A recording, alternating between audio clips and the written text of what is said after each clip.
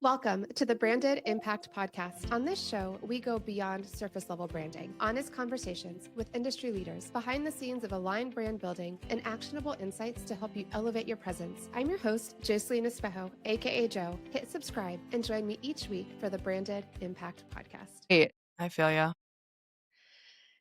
Welcome back. On today's episode of the Branded Impact Podcast, I'm joined by Tina Keys, a certified family mediator who specializes in Kids First divorce mediation. Tina, I am so excited to have you on the show today. I want to start out by just having you share a little bit about what you do and why you do it. Yeah, well, thanks for having me. I'm excited to be here. So, as you mentioned, I'm a certified family mediator, which basically means that I help people get through the divorce process with less stress and conflict. Most of my clients don't have attorneys. They don't want attorneys. Or if they do, it might be more like on a consultative basis, like an hour here and there, but they're not putting attorneys on retainer, which is different than what most people think of when they think of divorce, right?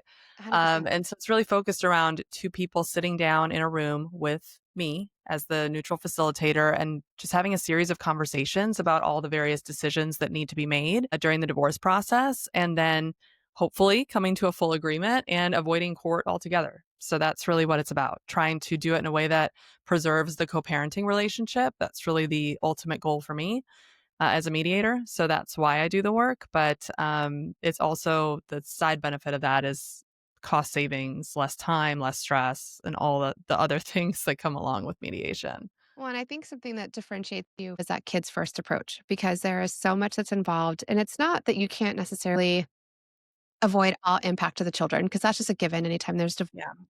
But you're taking it from an approach of you are going to have to co parent. At the end of the day, let's figure out what is best for the children. And then how Mhm. can you guys navigate this in a world where you can co parent? You still have kids and you're still going to be involved in their lives. So I know you're trying to create a world where, in an ugly, messy situation, there is a positive. I do believe that because of lawyers, you're going with a negative connotation. I'm going into a meeting Yeah. with a lawyer and I kind of feel like I have to have my guard up and my defense up. And so the reactions are different. Even if they would have maybe over coffee had a different reaction, I feel like it just creates an environment that's not healthy. And not everyone can avoid it, Yeah. but you've created a space for people to try.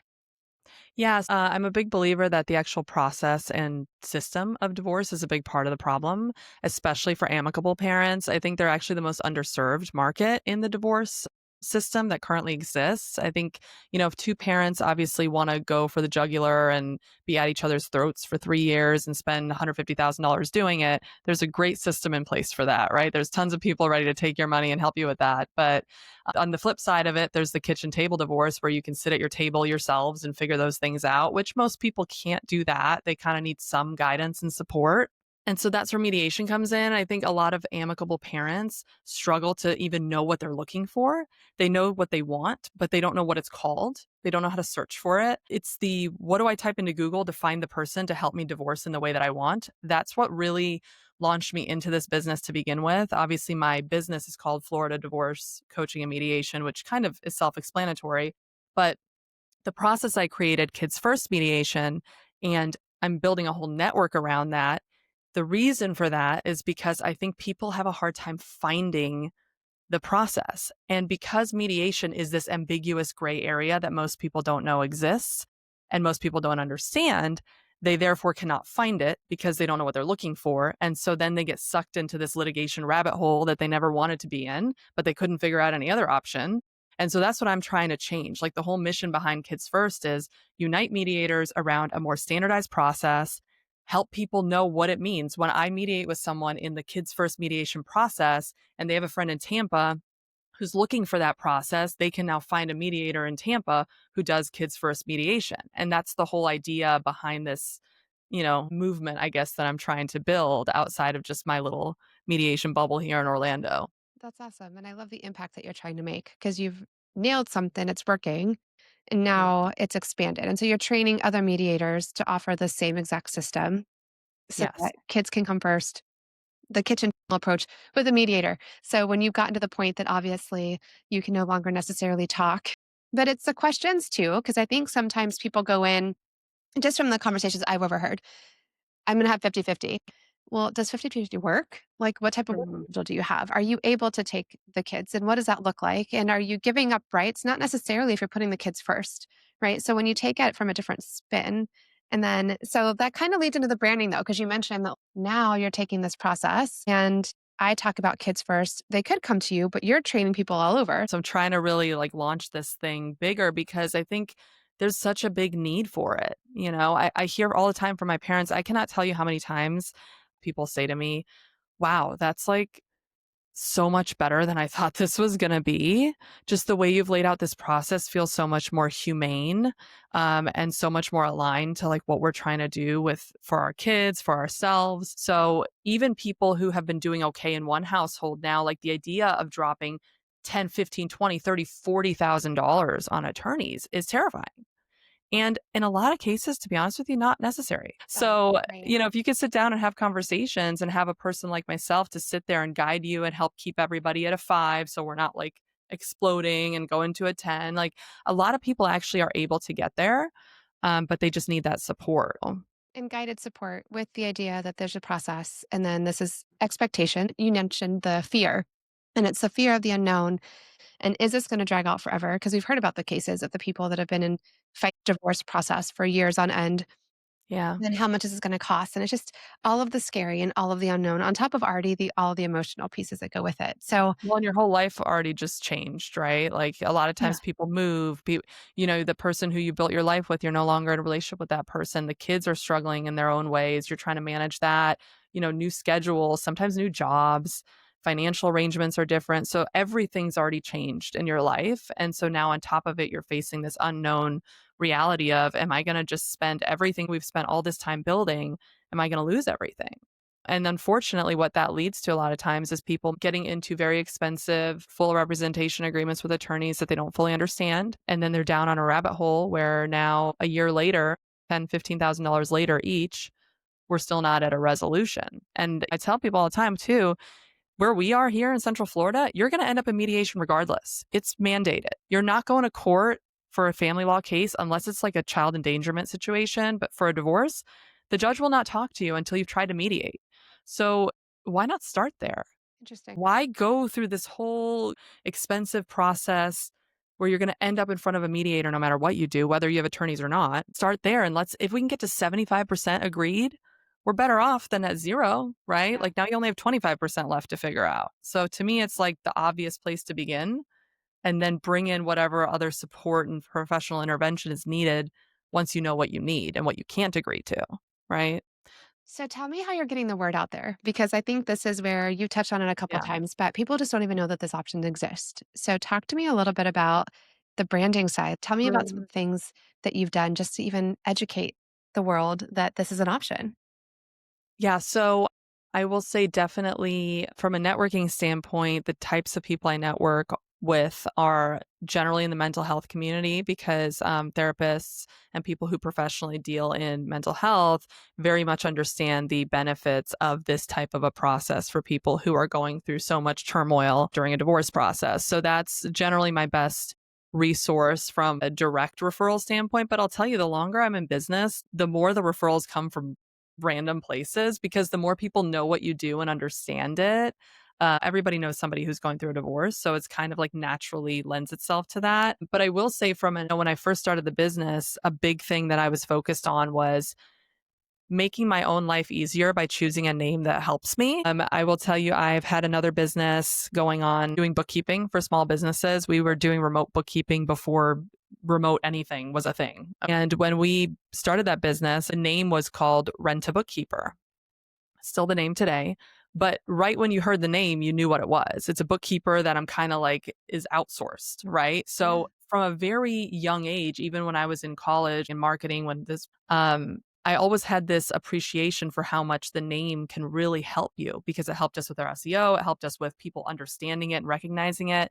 And so when I built this business, I immediately said Florida Divorce Coaching and Mediation.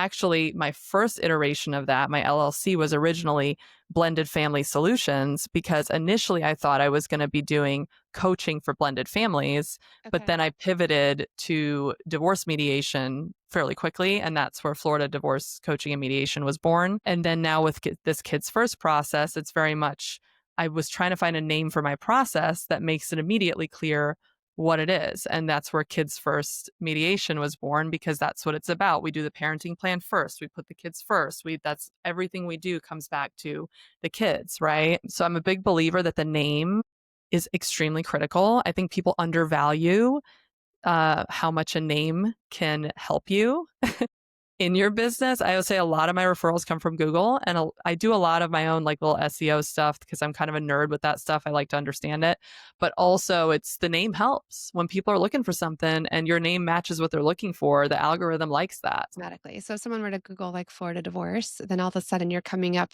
Right. high because that's your business name. So that's Yeah, to the point where genius. I actually had to send all my paperwork to Google to prove to them that I wasn't trying to trick the algorithm.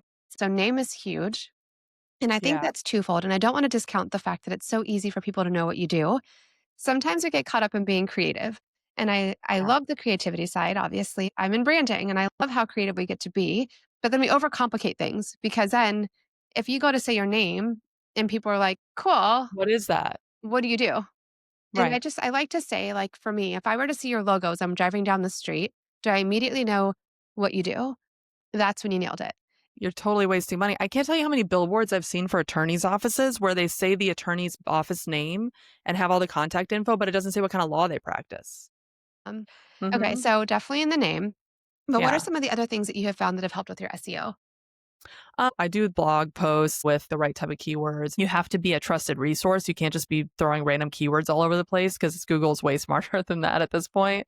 So the more that, especially when all those things are crawling, they're looking for information sources versus like marketing, right? Mhm. So if you can have blogs that are giving really good information, then that's how you get sourced on those platforms. Anything you read about the AI platforms, that's what they talk about. They're looking for trusted resources. So I try to focus on that. And I've kind of honed in on short form video content as a really good resource on social media. So I don't do a lot of like random posting or long video content for what I do, but I do a lot of short outtakes of different interviews and things I've done because I find that there's a certain we talk about the name and the visual branding, that's all really important, but when you're in professional services and when you're in a high touch industry, they want to feel like they know you and that you have a certain level of professionalism. So for me, I view those platforms as opportunities to show who I am as a person and as a professional and like establish that level of relationship with the client before they've even talked to me one on one. Like when you go on my website, the first thing you see is a video of me. Love it. It's like a 3 minute get to know me, what I do. When you're again in such a high touch field as I am, people need to feel comfortable with and safe with you. So there's a level there of comfort that I have to be able to convey. And I found that video is the best way to do that. That's awesome. Because if you don't like my tone and my energy and my vibe, I'm probably not the right mediator for you, right? That's the reality. And so they need to feel me out in that way. That's the reality, honestly, for anybody, not just in a high touch. And I think we tend to Yeah. forget that. Like, we're like, oh, let's do all the things. And I think when I talk to people and they're like, okay, I'm going to start a business or I'm working a business, like, well, I have a logo, I have a website. Great. But are they getting to see you? Are they getting to know, like, and trust you? Because we like to do Yeah. business with those that we know, like, and trust. And yes, high touch especially, but also in any industry really, because if you're trying to get someone, you're competing with all of the divorce lawyers out there. There's other people that Mhm. do mediation. What is it that's making you different? And the key to that is you, because you nailed it. They're going to have to sit down in front of you, one, trust that whatever you say and you're guiding them is actually going to help them get them to the end result or as close to the end result as that they'd like. And I equate that to the brand photography side too. I'm like, listen, if the way that I talk and the way that I act, if I cannot get you calm and I'm sending you into some sort of spin in something, it's not going to work because the majority of people feel very uncomfortable in front of the camera, period. Right. So then I walk in and I'm overcoming all of these fears and objections and Yeah. mindset and all of the things already.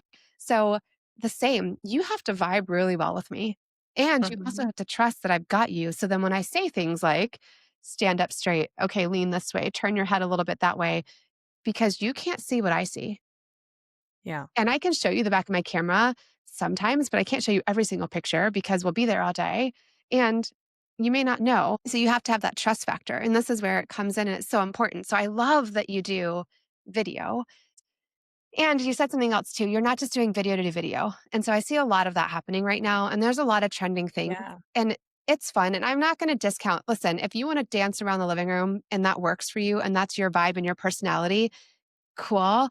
But make sure that your content is actually something that relates to your business. And this is actually impacting SEO. SEO is now crawling. Like the crawlers are using social media and crawling that. So it's one more opportunity for you to impact and show trust Mhm. because Google's going, this person has a website and they're putting information. Oh, and look, now their Instagram and their Facebook and their YouTube also has the same information. So this person is putting out content in all these different places and it all Mhm. aligns. The Right. website isn't talking about Florida divorce and Kids First Mediation. And then Instagram is talking about whatever the latest ice cream trend is. Like, if you want to do that, put it in your stories. Don't let it live there forever. You just want all of your stuff that's going to take some traction and land and stay. I always say, like, make it evergreen so that if someone comes across your video 6 months from now, a year from now, it's still relevant and things could change. And I'm not saying like you have to go back and take something down if like the law changed a little bit. But at the end of the day, if you're talking about main service, the heart behind why you do what you do, all of that applies. So I love that you're doing that. And with the blogging, one last touch, I wanted to make sure to kind of key in this little tidbit. If you are blogging and you're trying to figure out how to jump in on this AI bandwagon, the best thing that you can do is in your blogs, is in that very top paragraph, actually have a summary of what your entire blog is about and then Uh-huh. go into your full blog because the AI wants to be able to quickly understand what you're talking about. And so if you can make it quick, summarized, and Yeah. then get into your full blog, that's going to help. So if you're out there trying to rack your brain on how you're supposed to compete in this world that changes every day, that's a new tip for you. So talk to me a little bit about some of the other things that you've done. You hinted at the fact that branding is so much more than just your logos and your pretty colors, and I agree 100%. I very much wanted to set up a process where if I was going through this, how would I want to do this? Right. And to me, coming from a coaching angle, people can only take so much at a time. And especially when it's emotional. So I always had this process where I break it down an hour at a time, once a week.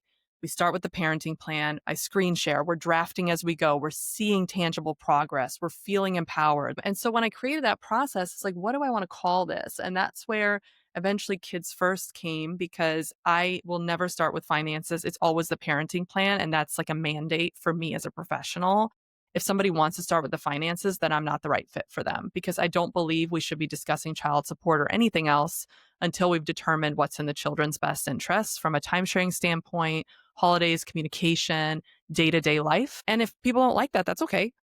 They can find another mediator. There's plenty others, right? But my process is all about the kids first, period. I love that you're so confident in that, and I think so many of us stray, and we get weird to Yeah. say that, and it's like, "It's okay. We are not meant to be for everybody."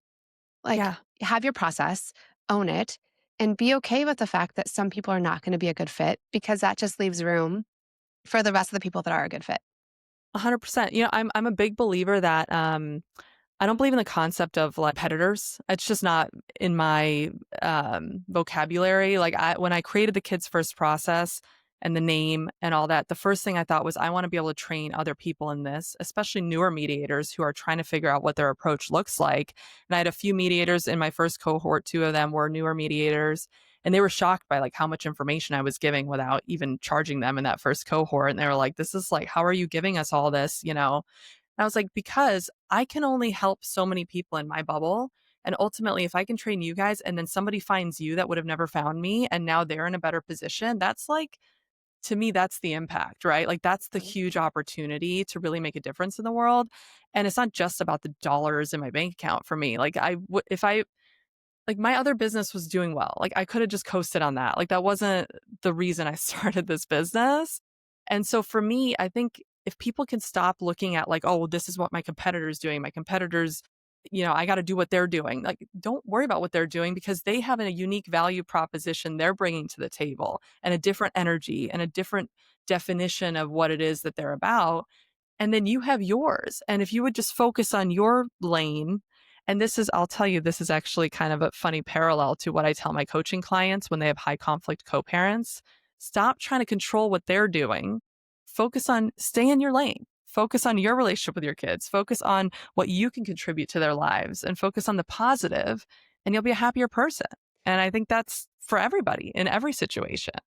I think that ties into like the Mel Robbins, like let them and then let me. Like I truly believe in collaboration over competition. And I think that there's enough room for however many people want to do the same thing. Yep. There's a lot of photographers out there. There's a lot of brand agencies out there. And to be honest, I used to squirm at the like, what makes you different? And I'm like, I don't know. They're great photographers. Like, I don't know. We could offer the exact same thing. And now fully, I'm like, the only thing that makes me different is me. I've got this superpower. It's me. The way that I can listen, the way that I can bring out authenticity, the way that I can make you feel in front of the camera and through the Mhm. entire process. That is what I bring to the table. If this vibes and you can connect and you can truly feel that I've got you, I am your person. Mhm. If you don't, you can go onto the Facebook or you can go onto wherever and you can find an entire line of brand photographers and then find the one that you do vibe with. Because at the end of the day, if you don't and you're uncomfortable with whoever's behind the camera or whoever's across the desk from you, if you're Mhm. already uncomfortable with them, you're going to second guess everything that's going through your head. Like if they don't trust you, you say this is what is the best way to handle this, then they're going to fight you every step of the way. And Yeah. then it's like I mean, I know you personally, so I know I can say, like, you've got a priority and you do have a business, and your whole goal behind this is to maximize impact. But you also don't want to work 24/7 and you don't want Right. to work 300 and whatever days a year there is. I'm totally drawing a blank. But for me, like, I want to make an impact and I want to provide, but I also have a priority to put my kids first.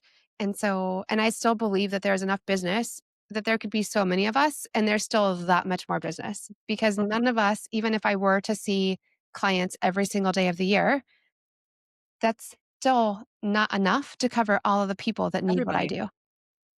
No, I believe that honestly that a lot of people, sell themselves short, not only in life, but in business when they don't have the abundance mindset. Mhm. I think if you go through like I was very much raised like that. My parents, they came to this country, they started over when I was 3, became a citizen when I was 16. Like my parents are very much in that like, they grinded years and years. Like there were years where my mom made more, there were years where my dad made more. We were always had this mindset, work ethic that you work hard, good things will come. And my mom and dad would always raise me that way that if you work hard, you do a good job, you have the right values, you do things for the right reason, and you treat people well, the money will come.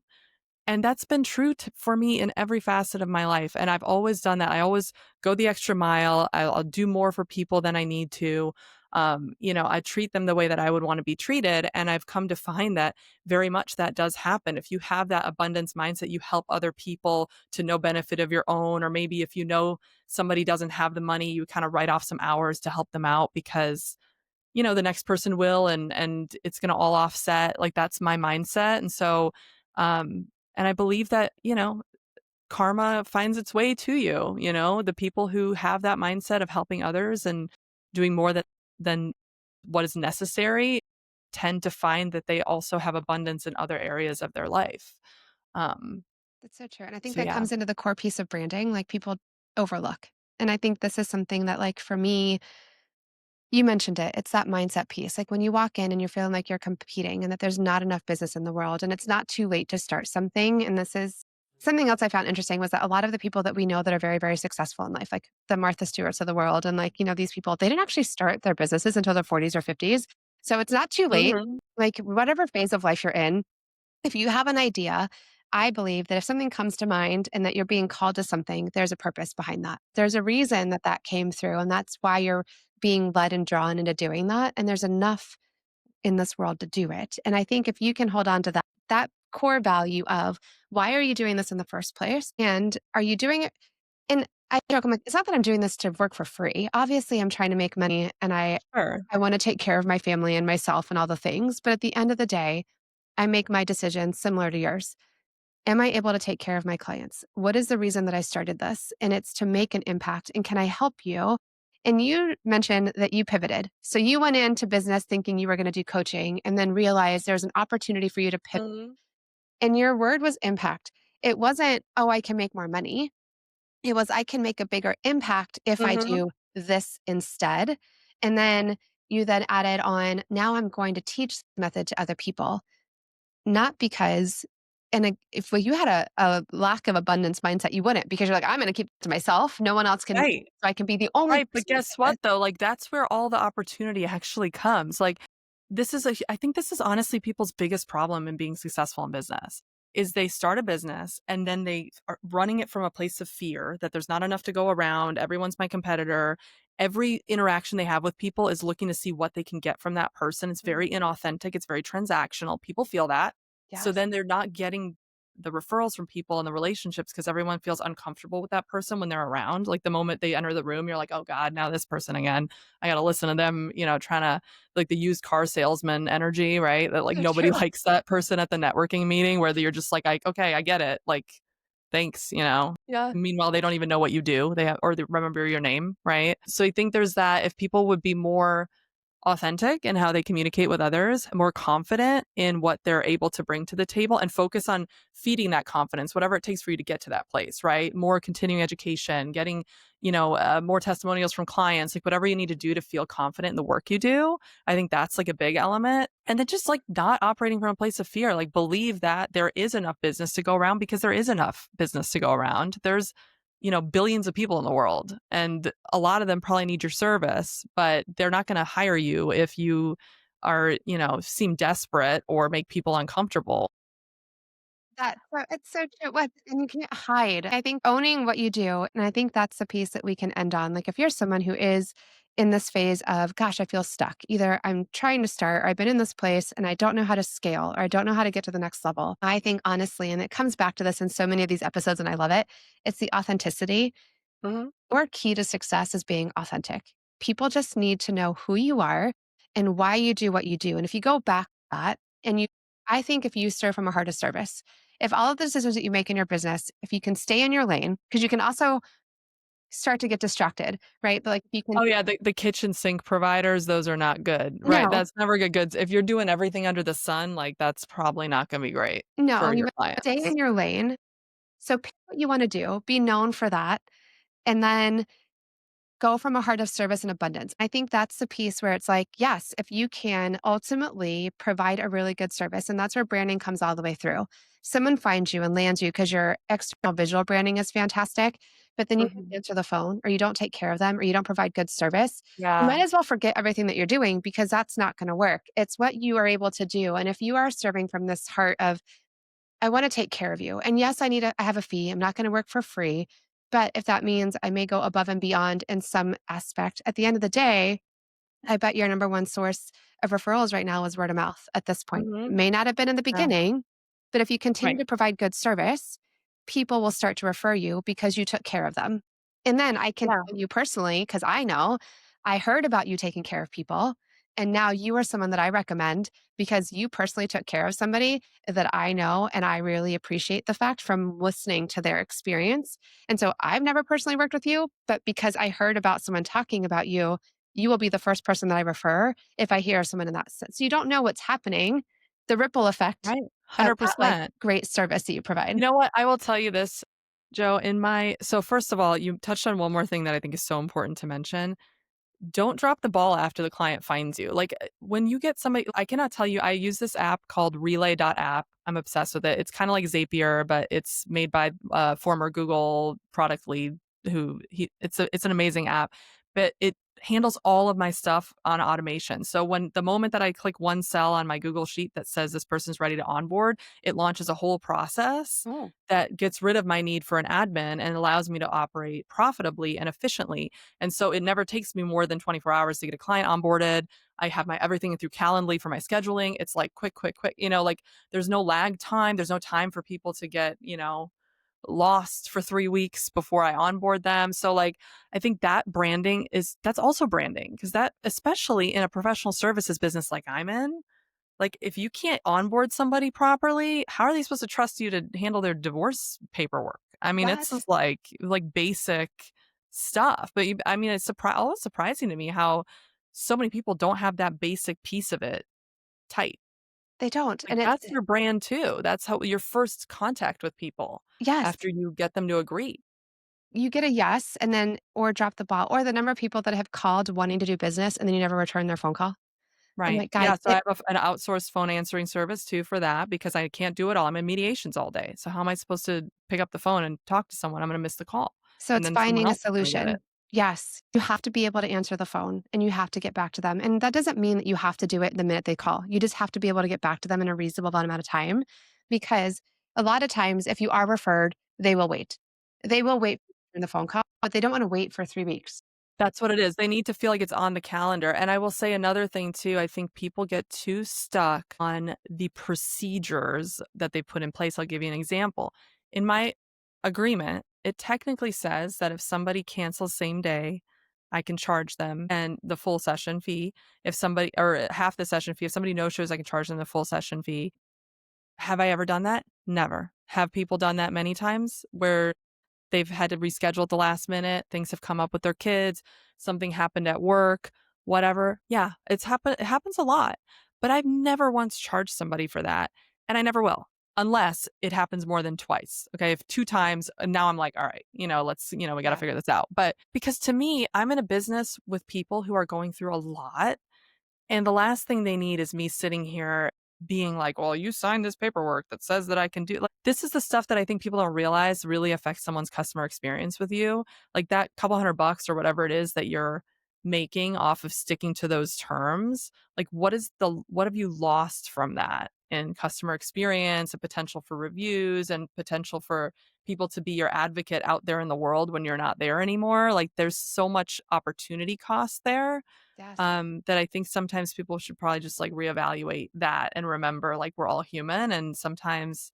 life happens, you know? I think it comes back to that golden rule, like treat others the way that you want to be treated. So if Right. something were to go down, and you can't tell me that there's never been a situation where something has come up where you couldn't make an appointment like you thought, whether it be tech or whatever. And I think for me, understanding, like I want to have all the things put in place. And I am one too where I'm like, listen, like I block an entire day for you if you're doing a photo session or we have all those pieces. And if you cancel on me last minute, I can't refill that.